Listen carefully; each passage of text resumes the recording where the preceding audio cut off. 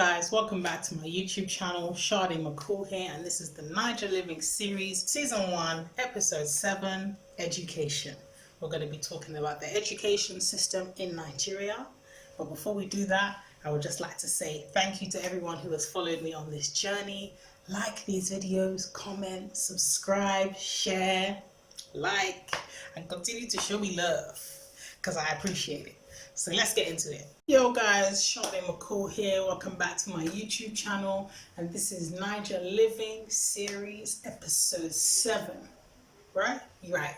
Episode 7, and we're going to be talking about the education system here in Nigeria. So let's get into it. So my main focus of this video is talking about the university system. I'm going to give you a quick rundown of the education system in Nigeria before I get to talking about the university system, so that you can have a broad understanding of the education system here. So first of all, shout out to my G Daniel, Cap my Yanks, get me, for giving me all the information on the primary, secondary up to university level.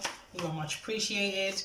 Let's get into it. So it's segregated into people who can afford to send their children to many schools, and then people who cannot afford to send their children to school. So let's start with the people who can. They will send their children to creche, which obviously we have that in the UK as well, and then nursery / playgroup, we also have that in the UK as well, and it lasts for about 3 years. They will then send their children to primary school for 6 years, then secondary school for 6 years, and then university. And university is also 6 years, so very different. Then for the people who cannot afford, fancy schools, whatever, they skip creche and nursery altogether, because there isn't any free creche, nursery, but there are free primary and secondary schools. So they will then send their children to primary school when they've reached primary school age, then on to secondary school, 6 years, and then, if they can afford it, they will send their children to university in Nigeria, which is also 6 years. If they cannot afford it, they would opt for polytechnic or college, which we also have in the UK, which is polytechnic is 2 years and college is 3 years. I think polytechnic is a bit cheaper than college. Or if they do have the money to send their children to university, but the children didn't make the grade, I have what the grade is. So it's called JAM, just like ours is called GCSEs or A-levels to get into uni. They have to score from 180 upwards. So if the child doesn't score 180, they can also opt to go to polytechnic or go to college, which is cheaper. And I think the score to get in is a lot less. So that's for the people who cannot afford university, or the people who can afford university but they didn't make the mark. But the people who can afford university, this is like the rich people I'm talking about. I'm not talking about the people who can afford it who are not rich. I'm talking about the people who can afford it who are rich. I have never heard of a case where they send their child, the child didn't make the grade to get into university, then they then send them to a polytechnic or a college. I've never heard. So I'm sure you know what I'm alluding, by saying that, what I mean. If the child doesn't make the grade to get into uni, the rich people's child, what they do is they get into uni. Moving on. So that's the breakdown. So after university, you can then choose to do your masters, which is 2 years, and then your PhD, which is 1 year. So that's the breakdown of the education system in Nigeria. So my main focus of this video is the university system, because that's where, that's just where most of the, Anyway, what I have noticed about the university system in Nigeria is the level of education is not up to par. They don't have the quality of education that they should have. I know there are a few universities that do. I think Obafemi Awolowo University in Osun State and maybe Unilag in Lagos.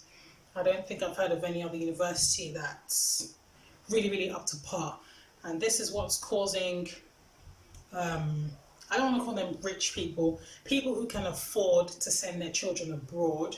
That's what's causing that, people who can afford it to send their children to different countries, the UK, US, to go to university. And I just feel like it's very sad that the country and the economy is losing all this money to other countries when they could get this money and really invest in the university system. On top of the fact that the university system is the university, teaching curriculum is not really up to par. They have, like, the university, especially the public universities, when the lecturers don't get paid, they go on strike. What happens to the students when they go on strike? The students have to go home and maybe study and wait for whenever the strike is over. When they do get to go back to school, they don't get to, like, okay, this 3 months is minus from your, or this 6 months is minus from your, degree. No, they just have to continue where they left off and carry on. So they end up having to stay in university longer, which again is very unfair. Like,